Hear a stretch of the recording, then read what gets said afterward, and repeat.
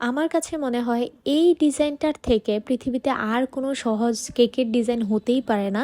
আর বিশেষ করে যারা নতুনরা আছেন তাদের জন্য আজকের এই কেকের ডিজাইনটা আমার কাছে মনে হয় একদম করা সহজ হবে। তো দেরি না করে চলে যাই মূল ভিডিওতে। আর আজকে এখানে শুরুতেই আমি ভ্যানিলা স্পঞ্জ নিয়ে নিয়েছি। আর আমরা সবাই জানি যে স্পঞ্জ কেকে আমাদেরকে অবশ্যই সুগার সিরাপ দিতে হবে। আর অনেকেই মনে করে যে সুগার সিরাপ দিলে হয়তো বা কেকটা নরম থাকে বা সফট হয় কেকটা, এরকম কিন্তু মোটেও না। সুগার সিরাপটা মূলত কেকটাকে ময়েস্ট রাখার জন্য দেওয়া হয়। এটা যদি আপনি অতিরিক্ত দিয়ে ফেলেন তাহলে যেমন খেতে ভেজা ভেজা লাগবে, প্লাস মজাও লাগবে না।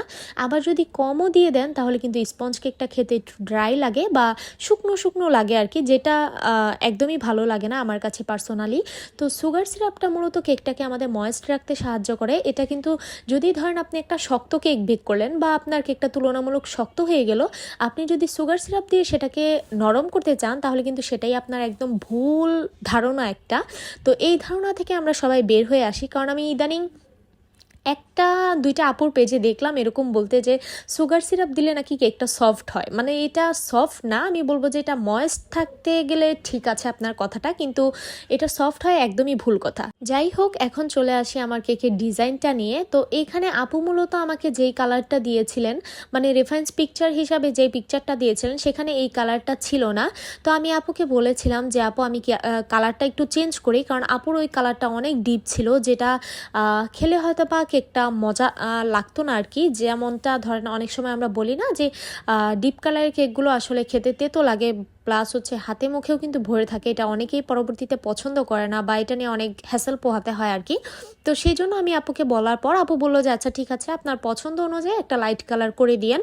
তো আমি যেহেতু এটা ছেলেদের জন্য কেকটা হচ্ছে তাই ভাবলাম যে ব্লু কালারটাই করে দিই এখানে। যদিও এটা একদম কিন্তু ব্লু ছিল না, এটা একটু অ্যাশ ব্লু টাইপের কালার ছিল, ভিডিওতে অত একটা বোঝা যাচ্ছে না। তো এই কেকটার মধ্যে দেখেন আমি জাস্ট সাইডে এখানে প্যালেট নাইফ দিয়ে কিরকমভাবে কিছু ডিজাইন করেছি। এই প্যালেট নাইফের ডিজাইনটা আপুর সেই রেফারেন্স পিকচারেও ছিল, যেই কারণে আমি মূলত ওইভাবেই একটু রাখার চেষ্টা করেছিলাম ডিজাইনটা। আর এই কেকের মধ্যে দেখেন কেন বলেছি যে নতুনদের জন্য সহজ হবে, কারণ এইখানে জাস্ট কিছু লেখা লিখতে হবে আপনাকে, তাছাড়া আর কিছুই নেই। মানে কোনো নজলের কাজ নেই, কিচ্ছু না, শুধুমাত্র সামনের দিকের ওই প্যালেট নাইফের কাজটুকু। আর ওইটা কতটা সহজ সেটা তো আপনারা দেখতেই পেলেন। প্যালেট নাইফ দিয়ে একটু জাস্ট টেনে টেনে আনলেই কিন্তু এরকম সুন্দর একটা ডিজাইন হয়ে যাবে। আমি দুইটা কালারের কম্বিনেশন রেখেছিলাম, একটা হচ্ছে আমার কেকের বেস কালারটা, আরেকটা হচ্ছে ব্লু কালারটা, যেটা একটু গাঢ় কালারের মধ্যে ছিল। আর এরপর আমি লেখাগুলো কমপ্লিট করে নিই অফ ক্যামেরাতে। আর অফ ক্যামেরায় লেখার পর আমি ভাবছিলাম যে এখানে কিছু সুগার বল দেই, যদি আপুর সেই কেকের মধ্যে কোনো সুগার বল ছিল না, কিন্তু আমার কাছে দেখতে এতই খালি লাগছিল, মানে আমার মনটাই ভরছিল না আর কি।